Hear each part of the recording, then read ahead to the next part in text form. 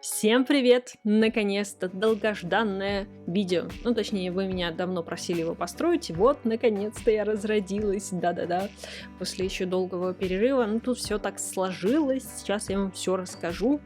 Пожалуйста, на свою судьбу. Ну, нет, на самом деле. Но предупреждаю, видео очень длинное, хотя, я думаю, вы заметили это. Поэтому, как говорят многие блогеры, запасайтесь кофеечком, чаечком, вкусняшками и давайте смотреть.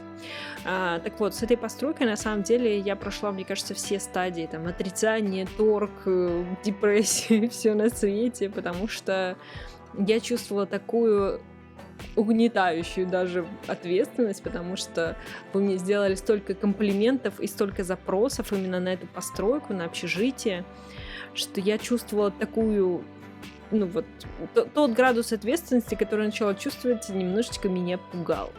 И он давил на меня в том плане, что я понимала, что я должна сделать это максимально круто, настолько круто, что даже страшно начинать. В итоге я долго-долго откладывала. Потом я думаю, нет, нельзя больше откладывать. Села, открыла все эти, ну, сначала городок, понятное дело, посмотрела, покрутила, что там, где там, то я что-то забыла уже вообще, что это за городок. Редко я туда езжу, обращаюсь вообще. Ну, у меня, если симы живут, ну, точнее, если они учатся, они живут как раз-таки не на кампусе, не в общежитии, а остаются дома, потому что что-то какие-то проблемки с этим общежитием, мне кажется, не очень долго добираются до занятий, из дома они быстрее ездят. А если они там живут, то как-то все очень странно, долго. Короче, дома всегда надежнее и приятнее. Так вот, возвращаясь к общежитию. Я потом зашла в... Ну, это общежитие Бричестер? Нет, это город Бричестер. А как? В общем, в университет, где такое более все старинное. Фоксбери? Нет, не Фоксбери. В общем, неважно, вы меня прекрасно поняли. Вы знаете, что я с названиями у меня... Ну да, не очень, вообще не очень. Но я, кстати, уже придумала, что я буду себе построю, распечатаю себе картинку со всеми городами, со всеми дополнениями, что, куда, зачем приходило, чтобы как-то перестать лажать наконец-то. Возвращаюсь снова. Любитель отходить на другие темы. Ну, кстати, не переживайте, я не буду все 40 минут говорить, только минут 10-15 пообщаюсь с вами, потому что я очень соскучилась за этим делом. В итоге я зашла в само общежитие, поняла, что я не хочу строить внешние стены, потому что они меня вполне устраивают. То есть я не знала, что еще придумать такого раз такого, потому что, кто меня не знает, я не очень люблю строить дома, потому что как-то я люблю в ограниченных пространствах работать, где уже все определено, где стена, где окно и так далее. А чтобы строить с нуля, это для меня прям проблемка. Но я подумала, что было бы хорошо просто это все поднять, потому что хочется помимо обычных жилых комнат получить те комнаты, которые я там задумывала, то есть библиотеку, учебную, там, что у меня есть, тренажерный зал, полноценную кухню, столовую, ну, как бы немножко больше помещений. В итоге я прилепила этот второй этаж. К тому же там была такая полуоткрытая крыша с вставкой стеклянной крыши. И, конечно же, я там сделала садик. Ну, конечно, я любитель садиков. Я их впиливаю везде, где только можно, если честно. И нельзя тоже. Вот. Но я подумала, что, возможно, там есть студенты ботаники, и им понравится данное сооружение. Вот. В итоге на крыше впоследствии появляется у нас сад. Так вот, я просто подняла на один этаж поставила посередине лестницу, и все. Ну, то есть, как бы второй этаж, он меньше, чем первый, и как раз-таки со временем распределилось, что на первом этаже у нас такой холл, вход, въезд, там лестница, там лифт и жилые комнаты. На втором этаже у нас уже такие общественные места. Вот. Плюс я, конечно, с планировкой вообще что-то как-то тоже мудрила, эту лестницу бедную тусовала. Ну, то есть у меня не было определенного плана. Я переживала, что мне получится достаточно хорошо. В итоге у меня был какой-то сплошной стресс, и вообще это все неправильно и не должно быть. Но вот так вот и оно и было. В общем, помучившись с планировкой, я думаю, вы со временем это все увидите, пока я буду строить и болтать на фоне. Внизу у меня получается 3 на 3 комнаты. Ну, как бы 6 комнат, но там какие-то комнаты у меня, по-моему, есть, ну, будут впоследствии на 3 человека, какие-то на 4, а какие-то на одного, точнее, или на пару. То есть я в последней комнате там в уголочке поставила одну такую двухспальную кровать в одну комнату, типа, ну вот, если есть пара на кампусе, то почему бы им не поселиться в этой комнате? Было бы прикольно. И есть, по-моему, у меня все-таки, я впоследствии сделала несколько комнат, которые с 4 кроватями, то есть 2 двухъярусные я ставила. Да, там есть комнаты точно. Просто я уже так долго и мучительно это все строила, что я уже, если честно, подзабыла все это дело. Вот. На втором этаже... нет, подождите, стоп. Первый этаж — это у нас вот этот холл, где впоследствии у нас как раз-таки будет этот стол для пинг-понга, который вы видели в заставке, и этот настольный футбол. Ну, короче, там просто за счет того, что там лифт, такое пространство, где просто заходят, там держат свои велики, там почтовые вот эти все штуки, там мусоропровод. И я оттуда убрала душ и туалет. Вот этот момент мне казался очень кощунственным в оригинальном общежитии. То есть там внутри раньше была душевая такая проходная, то есть там вообще даже не было никаких ни стенок, ни шторок, ничего.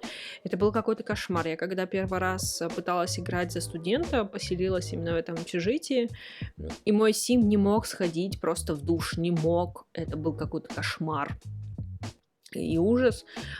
Я не понимаю, в чем была логика этих душей. Ну вот в чем. Почему нельзя было сделать отдельно все? Почему нельзя было хотя бы кабинки сделать? Ну это же какое-то издевательство. Они не могли нормально помыться, потому что всегда кто-то тусовался. И, кстати, я же запустила туда студентов, и они у меня там жили, они обжили это общежитие, то есть какие-то вещички принесли, точнее. Я потом же ходила по комнатам, их снимала, как они там спят, что-то делают. Я заметила на тумбочках какие-то там кристаллики, какие-то талисманчики, еще что-то поприносили, лампы какие-то свои. В общем, это так было прикольно и неожиданно. Ну и плюс, конечно, как вы понимаете, все проверено, везде все проходят, в душ все сходили. Я добрая тетя, я в каждой комнате сделала по душу. Вы представляете, насколько я щедрая? Ну, просто я жила в общежитии, где на 9 этажей с большим количеством людей был один душ внизу на первом этаже. Зимой это шикарно вообще было. Сидишь такой, ждешь свой душ, а тебя продувает всеми невозможными и возможными ветрами, потому что там входная дверь. И, в принципе, тебе приходилось в очереди проводить какое-то немыслимое количество времени. Так что я за душ в каждой комнате. Я, как человек это прошедший, конечно, все-таки за то, чтобы у каждого был свой уголок. Ну, конечно, там 4 человека в комнате, ну, там 3-4. Но все равно это не такая жесть, когда у тебя там 50-100 человек на один душ. Это же как-то совсем перебор. Вот, в общем, вот примерно так. То есть на первом этаже у нас комнаты, я не делала их супер индивидуализированными, какими-то вычурными, крутыми, ну, постаралась их более-менее наполнить. То есть чтобы они не были супер пустыми, но чтобы они не были супер наполненными, потому что я не придумывала, кто где будет жить, потому что я понимала, что я просто запущу персонажа, и там как бы все остальные сами разберутся. Собственно говоря, как и получилось. Вот, что меня очень сильно повеселило вообще, как кто там заселился, как они расселились, это очень весело было наблюдать. Ну, кстати, это общежитие получилось очень дорогим, там проживание в нем 1500 стоит за 1 неделя. А до этого, по-моему, 300 стоило. Ну, короче, я немножечко так разошлась. Так вот, на первом этаже у нас есть еще постирочная, без нее я никак не смогла. Кстати, недавно я уточняла, что слово постирочная, оказывается, существует. Я думала, что это вымышленное слово, но постирочная означает отдельную комнату в жилом доме, где стоит стиральная машина. Прачечная — это отдельное какое-то там здание, ну не торговое, ну в общем промышленного такого больше масштаба, где большие такие машинки, сушилки, да, это прачечные. Они в промышленных масштабах стирают вещи. Вот, так что у нас постирочная, потому что она все-таки в жилом доме находится и не обслуживает такое большое количество людей, хотя я вообще не знаю, обслуживает она или нет, потому что пока вот мы там были, пока я снимала заставку, там, ну, несколько дней прошло, что-то как-то корзины не особо набрались, не знаю. В общем, есть ли в этом смысл или нет, но мне кажется, что все-таки есть. И я в это искренне верю. А еще у нас там рядом с лестницей есть тайная комната. Да, я все никак не знала, не понимала и не знала, что делать с этой комнатой, которая там находилась. И потом подумала, что прикольно бы, если бы была комната, в которой просто можно закрыться и побыть в одиночестве или там пообщаться с кем-нибудь по телефону, чтобы тебя никто не слушал, не видел, не слышал и так далее. В общем, я сделала такую тайную комнату с диванчиком, с телеком. Ну, может, родителям позвонить, просто пообщаться, рассказать как-то где-то что-то, чтобы никто посторонний это не подслушал. Мне кажется, в каждом общежитии должна быть такая кабинка уединения, чтобы иногда и поплакать, потому что все-таки иногда нервы сдают. На втором этаже у нас, на самом деле, сначала вот этот самый холл, где была лестница, был достаточно пустым. Я думала, что это просто будет декоративный такой коридор, связующий. Но впоследствии, если вы заметили по трейлеру, или трейлеру заставки, там обосновалась библиотека. И я думала, что на самом деле я обойдусь без библиотеки, потому что она уже, в принципе, никуда не влазила, у нас не хватило комнат, потому что их оказалось меньше, чем в той квартире, на которой я тренировалась. Вот. Но в итоге вот как раз идеально получилось. То есть такое пространство достаточно большое, связующее, там много места есть, где поставить диванчики и так далее. И там поместилось достаточно много книжных шкафов, которые, собственно говоря, и выполнили прекрасную функцию библиотеки. Мне кажется, очень даже удачно получилось. Но я еще до нее еще далеко. Но это я вам так предвосхищаю то, что вы увидите. Затем, конечно же, была кухня. Но кухня... Я сначала поставила плиты, потом мне, конечно же, написали, что не-не-не, нельзя. Вот это очень странно. Я немножко не понимаю этого прикола. То есть, почему нельзя плиты? Ну ладно, еще в комнатах ставить. Я прекрасно понимаю, это все неправильно. Но почему нельзя в отдельном помещении поставить плиту, чтобы симы могли нормально готовить? Да, там кто-то приносит какую-то еду постоянно, там есть симы, которые специально приносят какие-то вот эти большие порции еды, но, во-первых, они очень быстро пропадают, я заметила. А во-вторых, ну, не всегда ты их можешь найти, они иногда могут куда-то засунуть. Вот, и приходится питаться только из микроволновки, а многие симы это вообще не любят. То есть они потом долго ходят с плохим настроением, что им все не нравится. Есть, конечно, вариант со столовой, но столовая как бы работает по часам, и тоже к ней нужно ехать. Ну, как бы, она вроде бы как бы рядышком, но все равно у вас загрузочный экран есть, у вас теряется время, а это все время, особенно если вы набрали 4 предмета, то вашему симу вообще не до еды, вообще. Вот. Плюс, кстати, их будет очень часто в этих общежитиях, я заметила, что не дают поспать нормально. Так вот, кухню я сначала оборудовала как классную, прикольную, потом пришлось как бы ограничиться микроволновками и с кофе автоматом. Ну, не автоматом, а как, просто машинка, которая делает кофе. В общем, отстойно, если честно. Мне что-то вообще не зашло, не понравилось, я расстроилась. И как бы весь смысл этой кухни исчез, по сути, этой самой комнаты. Ну, вот, я немножко расстроилась по этому поводу. Я думаю, надо было вообще убрать эту кухню. Но я все-таки ее оставила. Не знаю почему. Вот, но столовая, кстати, получилась очень прикольной. Мне что-то очень сильно понравилось, как она выглядит с этими длинными столами. Как вы знаете, я обожаю разные стулья. Да, это моя... Будем считать, что это моя фишечка, что я всегда ставлю разные стулья. Ну, мне это действительно нравится и в жизни, и в целом. И в симах тоже делать. И в этот раз я, конечно же, не смогла удержаться и... как бы общежитие — это самый идеальный вариант, чтобы все в разнобой поставить, потому что обычно в общежитии тянется все, что не пригодилось в других местах. Поэтому все такое вот разношерстненькое. Спортивный уголок, я бы так сказала, потому что спортивная комната — это громко сказано. Или тренажерный зал — это вообще не про то, что я построила. Это так себе получилось. Что-то как-то у меня закончилась фантазия на этом спортивном уголке. Потому что я просто напихала туда всех этих, ну как их, тренажеров, и все как бы. На этом ограничилась. Ну, мне кажется, это немножко странновато. Вот. Ну, вы смотрите, как хотите, но как бы свою функцию она выполняет. Симы могут прийти, побегать, попрыгать, что-то поделать, и как бы все. Ну, больше всего мне, кстати, вот понравилась другая часть этого этажа, противоположная, потому что там был класс, ну, там есть класс запланированный, и там есть комната для обучения с компьютерами. С вот этими допотопными смешными компьютерами, на которых можно готовиться к занятиям, к дебатам и всему прочему. Они как бы на самом деле нужны не в общежитии в целом, а студентам, потому что они помогают им учиться, правда, улучшают их оценки. Вот, но класс получился очень крутым, не знаю, что-то мне понравилось с этими партами. Мне очень нравится использовать вот эти маленькие столики смешные. По-моему, из родительства они пришли, но классные. И я как раз под них хорошие стульчики выбрала, такие подходящие, мне кажется. И доска у нас есть пробковая.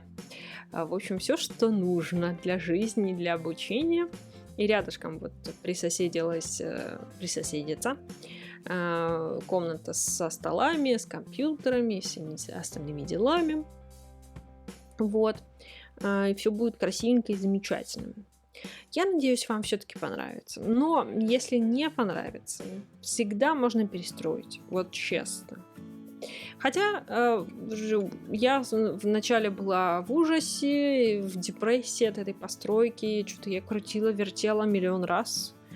Потом я уже смирилась, думаю, буду строить так, как строится.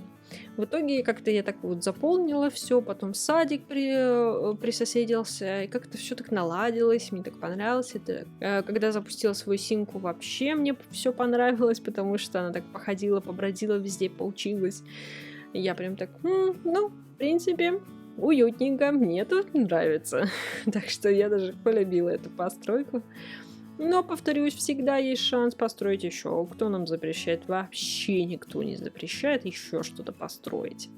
Может быть, что-нибудь тематическое можно построить. А то я как-то так строю каждый раз. Просто общежитие.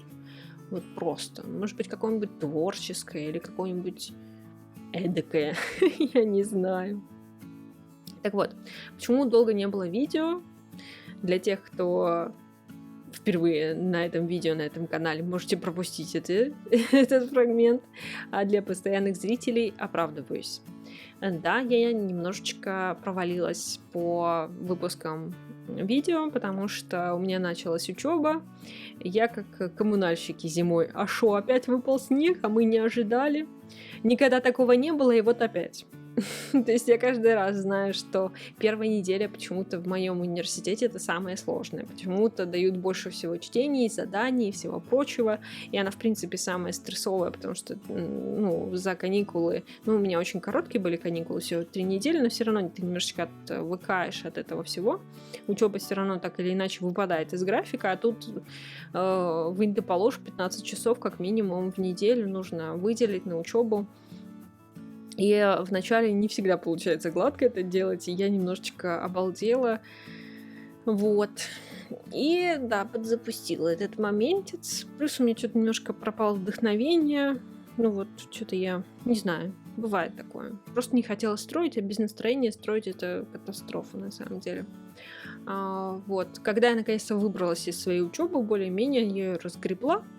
Кто не знает, у меня ремонт в подъезде. Я на основном канале часто об этом говорю, потому что он мне очень сильно мешает снимать видео. Здесь немножко реже, потому что здесь я озвучиваю, озвучивать можно ночью. А снимать видео на основной канал мне приходится днем, потому что я ночью не люблю снимать.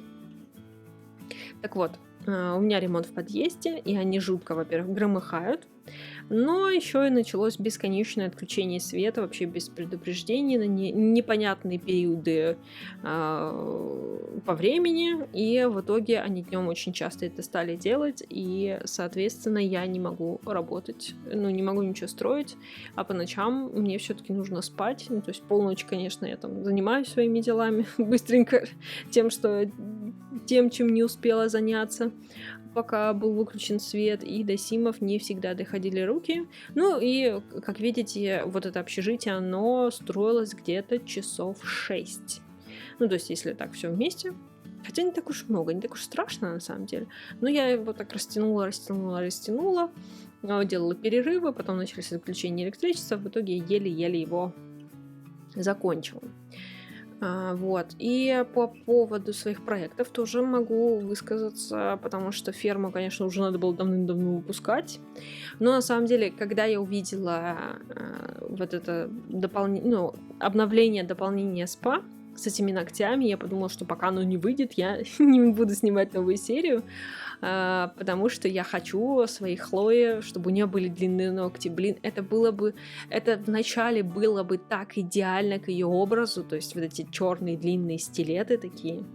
Это было бы так круто, то есть я же пытаюсь, чтобы мои персонажи эволюционировали, чтобы они из таких очень пафосных городских жителей превратились в фермеров таких полноценных. И папа у нас семейство идет по ускоренной версии, потому что он больше в это погружается, дети более замедленно. И вначале было бы круто, конечно, если бы у Хлои были вот эти гигантские такие вот ногти расписные, потом бы она перешла на более спокойные, но я ей уже добавила там красивенькие такие ногти, но с которыми она еще может побыть. К тому же я же затеяла уже вот в ближайших сериях полную переделку их, потому что у них будет уже год, как они на этой ферме очутились. Я думаю, этого времени достаточно, чтобы адаптироваться более-менее. Повторюсь, папочка у нас уже немножечко подстроился под фермерство, но все равно недостаточно, как мне кажется, поэтому я их все переделаю, и ногти придется уже немножечко подобрать, и это немножечко обидно, что она так недолго походит с длинными красивыми, но все-таки в ближайшей серии она походит с длинными и красивыми. Там вообще у меня много чего запланировано, потому что прошлая серия вышла, ну, не могу сказать, что она такая насыщенная, а вот следующая, наконец-то мы поедем на ярмарку. У меня есть чем поехать наконец-то на ярмарку. Да, все уже давно все съездили, все гранты получили, и я такая последний оставшийся из магикан. А я тоже хочу на ярмарку. Но мы наконец-то поедем. Но потом у нас еще день рождения и все такое, так что у нас еще много чего интересного. И вот переделка внешности, переделка дома наконец-то нас тоже ждет. Я уже прям потираю ручки, коплю денежки. Но не будет сильно радикальным, потому что все равно много денег не получилось заработать. Вот. И по поводу зимы, я тогда это долго ждала, я это дождалась, я вам покажу, это очень красиво, это действительно потрясающе красиво, в новом городе зима, это что-то невероятное. Но прежде всего я хочу вновь вернуться в пекарню, потому что вот это вот как раз-таки обновление СПА мне принесло идею. так как я до этого говорила, что я немножко что-то как-то, знаете, вот ушел азарт, потому что, в пекарне, потому что пекарня в наследство, вроде все прекрасно, мы там и пекарню развиваем, потому что она у нас очень быстро как-то поднялась, хороший заработок пошел. И у нас же ремонт дома в наследство, где мы должны там определенных уровней достигать, платить деньги. Но опять-таки деньги пошли достаточно хорошие и быстро. Плюс я наладила вот в тепличке все растения, они приносят уже достаточно стабильный, хороший доход. И я подумала, что... И в итоге я начала немножечко, грустить по этому поводу. Но с обновлением у нас же теперь можно делать маникюр, а еще у нас можно делать вышивки. Из этой вышивки можно получать деньги, но я так подумала, что ниже можно просто так, насколько я знаю, выставлять. У нас же магазин, у нас же торговый участок, на котором живет наша Ханна. Нет, не Ханна, кто она? Представляете, уже забыла, запуталась в именах, место, да? Ну, что поделать. Зои, точно, я вспомнила. У нас там Зои. Так вот, она же, получается, владеет торговым участком. Мы же можем открыть магазин на первом этаже нашего жилого дома, потому что он непростительно большой, он какой-то просто гигантский, непонятный. Мы можем же его отремонтировать, то, как изначально оно предполагалось, там кухня и столовая. Мы это все заплатим, откроем, но не будем там строить кухню и столовую, а отдадим под маникюрный салон и вышивки. Будем выставлять красивенько свои вышивки. Как вы на это смотрите? Я не знаю, как это все реализовать, но мне, по крайней мере, интересно это попробовать. Там, по-моему, для маникюра нужно здоровый образ жизни. В общем, нам есть что прокачивать. Потому что я уже думала послать ее в университет, что-то мне захотелось, а может не надо. А вот идея с вышивками и маникюром, то есть она у нас будет на все руки мастер. Она и пекарь, она и маникюр делает, она и вышивает. Но я думаю, что она все-таки найдет себе пару, не знаю, мужа, жену, кого-то, кого она захочет. Мы подселим в этот дом, чтобы как-то помогать в этом всем деле, потому что, думаю, с 3 бизнесами она не справится, особенно там, где нужно постоянно что-то производить. Ей понадобится все-таки помощник. Но посмотрим. Я думаю, это будет что-то спонтанное, какое-нибудь спонтанное, потрясающее чувство, которое захватит, и мы это все прекрасненько разовьем. Так вот, свои планы я рассказала, постройки дальше будут. Я уже немножко разгребалась со своими делами. В связи с отключениями света я ничего не могу гарантировать, но я очень сильно хочу, чтобы они... они, конечно, еще не прекратят, потому что у них там надо еще доделывать. И я прекрасно понимаю, что для чего они это делают, как неизбежность, что надо выключать свет, чтобы закончить. И чтобы это все закончилось, наконец-то. Я уже об этом мечтаю. В итоге я наговорила уже практически полчаса. Надеюсь, я вас не утомила.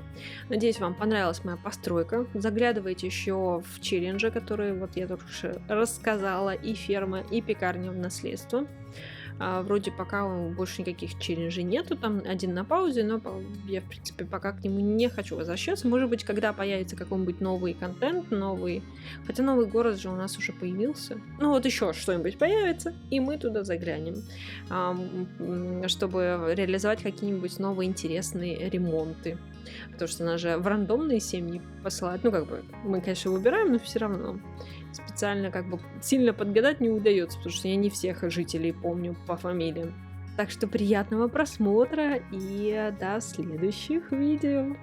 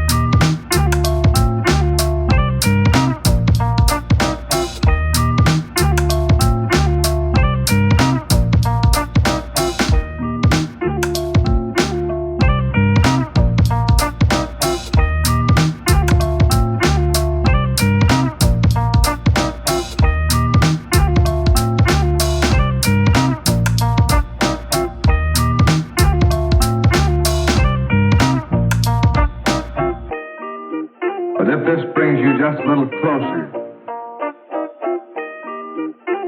to those men who are going into the hottest spots.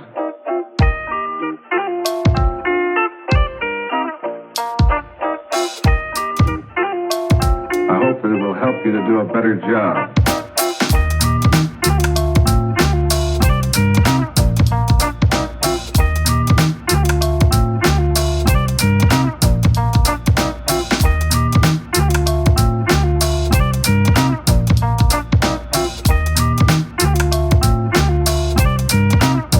Better job.